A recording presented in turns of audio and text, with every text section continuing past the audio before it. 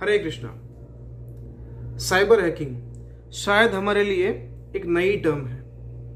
जब से इंटरनेट की शुरुआत हुई है तब से हम हैकिंग के बारे में सुनते आए हैं। कोई एक हैकर किसी व्यक्ति के अकाउंट में जाके, उसके कंप्यूटर में जाके उसकी चीजों को देखता है, चुरा लेता है, उसको हैकिंग बोलते हैं। शायद हमारे लिए नई टर्म है, बट हैकिंग का आइडिया नया नहीं है। सृष्टि की शुरुआत में भी एक हैकिंग अटेम्प्ट हुआ था। आपको लगता होगा कि मैं जोक कर रहा हूं, बट ऐसा नहीं है। सृष्टि की शुरुआत में एक ऐसा अटेम्प्ट हुआ था। आज हम उसके बारे में थोड़ी चर्चा करेंगे।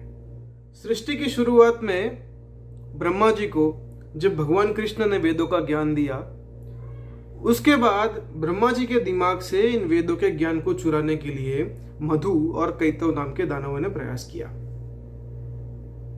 वो तो सबसे पहली साइबर पुलिस भगवान विष्णु की वजह से वो हैकिंग अटेम्प्ट को रोका गया, और बाद में भगवान विष्णु ने इसे संज्ञान लेते हुए अपना एक अवतार लिया। उन्होंने एक शक्ति आवेश अवतार लिया वेद व्यास के रूप में, और बाद में यही वेदों को, यही पुराणों को उन्होंने लिखा, एक लिखावट में पेश किया दुनिया के समक्ष, और उसका बड़ी मात्रा में फैलावा किया। आज वेद व्यास के ही कारण हमारे पास सारे वेद शास्त्र लिखित रूप में अवेलेबल है। वेद व्यास जी के पहले ये सब चीजें ओरली ट्रांसमिट होती थी, यानी एक व्यक्ति दूसरे को बोलेगा। जरा सोच के देखिए, अगर मधु और कैतव उनके प्रयास में सफल हो जाते तो आज इतिहास और वेद शास्त्र, वेदों का ज्ञान कुछ और होता। बट भगवान विष्णु ने संज्ञान लिया उससे, और उन्होंने वेद व्यास के रूप में इन सब वेद शास्त्रों को लिखा और उसका बड़ी मात्रा में प्रचार किया, उसका फैलावा किया, है ना। तो आज के जमाने में अगर मधु और कैतव को इस ज्ञान को हैक करना हो तो कितने सारे दिमाग को हैक करना पड़ेगा, है ना, जो पॉसिबल नहीं है। आप देखोगे कि इतिहास में काफी ऐसे संत महात्मा हुए जिन्होंने भक्ति का ज्ञान, आध्यात्म का ज्ञान हासिल किया शास्त्रों में से, और वो उन्होंने खुद पर नहीं रखा, सिर्फ अपने आप के लिए ही नहीं रखा उसका बड़ी मात्रा में प्रचार किया। इतिहास के उदाहरण देखिए, भगवान चैतन्य महाप्रभु, माधवाचार्य, रामानुजाचार्य, तुकाराम, नरसिंह मेहता, मीराबाई, इन सब ने क्या किया? आध्यात्म के ज्ञान को, भक्ति के प्रचार को ज्यादा महत्व दिया। उन्होंने ज्ञान तो खुद से लिया ही, बट उसका प्रचार भी किया। जब व्यक्ति ज्ञान लेके बैठ जाता है तो वो कृपण कहलाता है, वो किसी के साथ बांटना नहीं चाहता है। बट अगर व्यक्ति यही ज्ञान को अगर बांटता है तो वो ज्ञान की एक्सटिंक्शन होने की कैपेसिटी खत्म हो जाती है, वो एक्सटिंक्ट नहीं हो पाता है। अगर किसी एक चीज की एक कॉपी अवेलेबल है, किसी एक पुस्तक की, तो हो सकता है कि वो कहीं गुम हो जाए, कोई जला दे उसको, कहीं फेंक दे, कुछ भी हो सकता है।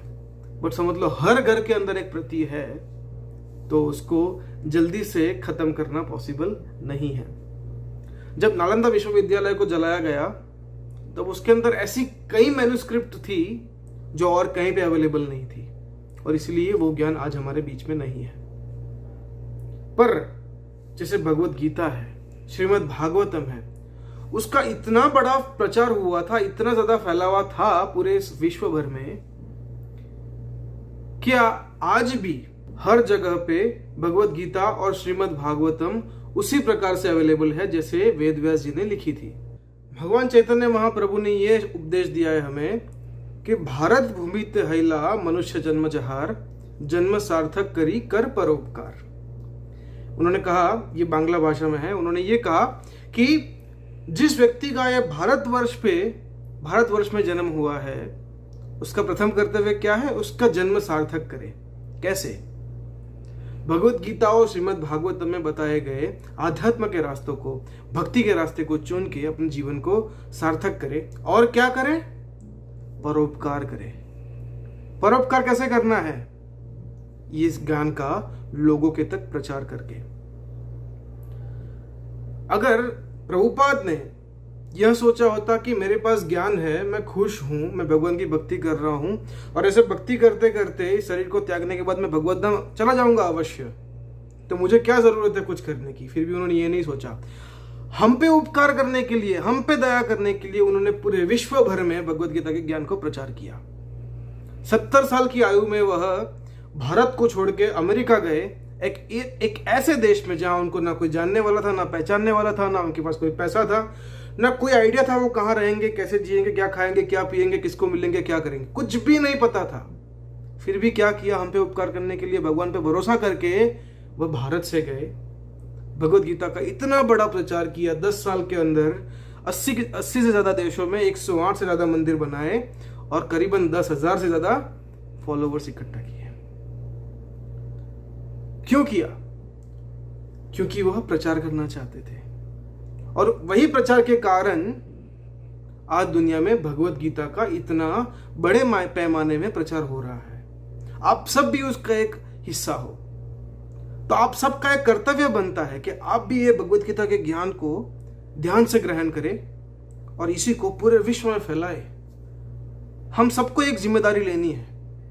हम सब इस भारत का एक यूथ है और यूथ के अंदर जो पावर है वो किसी और में नहीं है। सो यूथ होने का मतलब है कि हम इस ज्ञान का इतने अच्छी तरीके से प्रचार कर सकते हैं कि कोई और व्यक्ति नहीं कर सकता है। तो हम सबको संकल्प करना चाहिए कि हम आज से हमारे दिन का कुछ समय भगवत गीता को पढ़ने में, श्रीमद् भागवतम को पढ़ने में, उनके बारे में सुनने में, भगवान के नाम का जप करने में और भगवान के इस प्रकार के भक्तों का एसोसिएशन करने में समय व्यतीत करेंगे, ताकि इस ज्ञान को हम आगे बढ़ा सकें। YouTube के कोई फालतू वीडियो शेयर करने से काफ़ी अच्छा है कि हम भगवत गीता के बारे में वीडियो जो बने हैं, भगवत गीता के बारे में जो ज्ञान हमें मिल रहा है, उसका हम प्रचार करें, लोगों के तक पहुंचाइए नॉलेज। अगर हम ये नहीं कर पाते तो हम अपना जन्म शायद सार्थक कर देंगे, बट कभी परोपकार नहीं कर पाएंगे। इस ज्ञान का प्रचार करके हम इस ज्ञान को बचाने का प्रयास करते हैं। आशा करता हूं आपको आज का वीडियो पसंद आया होगा। अगर पसंद आया है तो हमें इस भगवत गीता के प्रचार के कार्य में सहायता अवश्य करें। हरे कृष्णा।